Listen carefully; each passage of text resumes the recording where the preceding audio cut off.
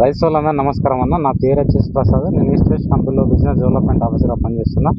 వరంగల్ జనగాం 2 మార్కెట్లు చూసుకుంటాను. ప్రజెంట్ మనం ఐనోల్ విలేజ్లో ఉన్నాము.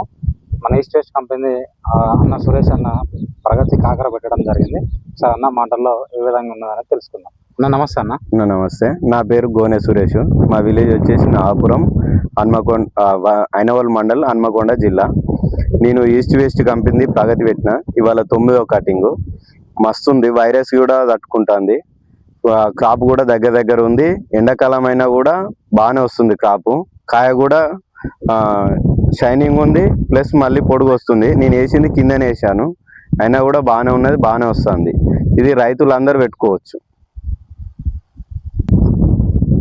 నేను మార్కెట్కు కాయ తీసుకుపోయినప్పుడు ఈ గరుకులు చూసి మంచిగా ఖరీదారులు గిన మంచిగా తీసుకుంటున్నారు.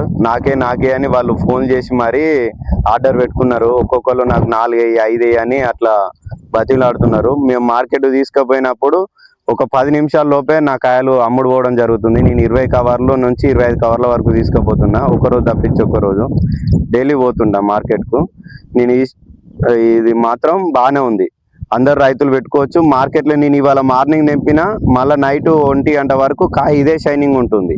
ఎండాకాలం అయినా కూడా కాయ ఒల్లిపోవడం అనేది రావట్లేదు, కాయ కూడా మెత్తబడట్లేదు, గట్టిగా ఉంటుంది. ఇది అందరు పెట్టుకోవచ్చు.